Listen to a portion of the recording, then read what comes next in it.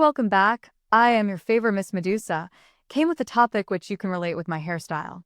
Imagine being so hungry, you start eating yourself. That's not a horror movie.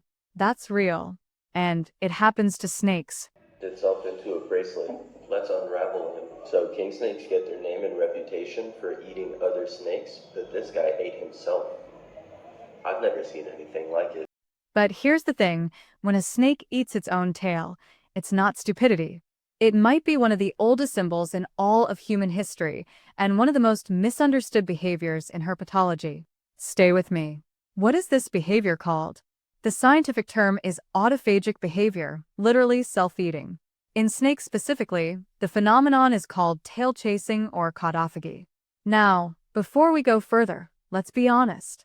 When a snake successfully completes the act, wrapping around and beginning to consume its own tail, it is almost always a sign that something has gone wrong. This is documented in captive snakes under specific stress conditions. The most commonly reported triggers are 1. Hyperthermia. When a snake's enclosure overheats, its metabolic rate spikes. The snake becomes confused, its predatory strike response fires, it detects movement. The movement happens to be its own tail, and it strikes. 2. Extreme hunger combined with sensory confusion. Hunger-struck snakes in captivity have been documented striking at their own tails after detecting body heat or chemical cues from their own shed skin.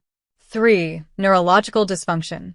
Inclusion body disease, IBD, a retroviral disease of Boyd's documented by Stenglein in Journal of Virology, causes progressive neurological degeneration including disorientation and abnormal locomotion, sometimes manifesting as tail chasing. The Ouroboros, the ancient symbol. But here's where it gets extraordinary. Humans observed this behavior thousands of years ago and turned it into philosophy. The Ouroboros, the serpent devouring its own tail, appears in Egyptian funerary texts from approximately 1600 BCE in the enigmatic book of the Netherworld found in Tutankhamun's tomb. It reappears in Greek alchemy, Hindu cosmology as Shishanaga, the cosmic serpent on whom Vishnu rests, in Norse mythology as Jormungandr, and in Carl Jung's analytical psychology as a symbol of the eternal cycle of destruction and renewal. The symbol encodes a profound ecological truth. Matter cycles, nothing is lost, energy loops back on itself. Which, ironically, is exactly what happens in every ecosystem you've ever studied. So, what does this mean for conservation? When wild snakes exhibit tail chasing or caudophagy, it is almost never documented in truly wild, undisturbed populations. It is a welfare indicator, a red flag for thermal stress from habitat degradation, nutritional deficiency, neurological disease in compromised populations, captive management failure.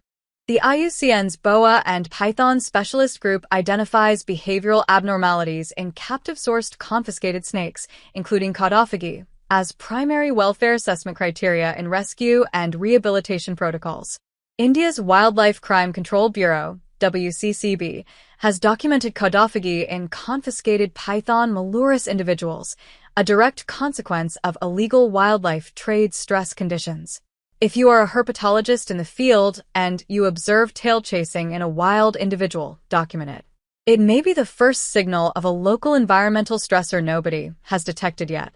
Thanks for watching. Subscribe us for more such Thunderquery.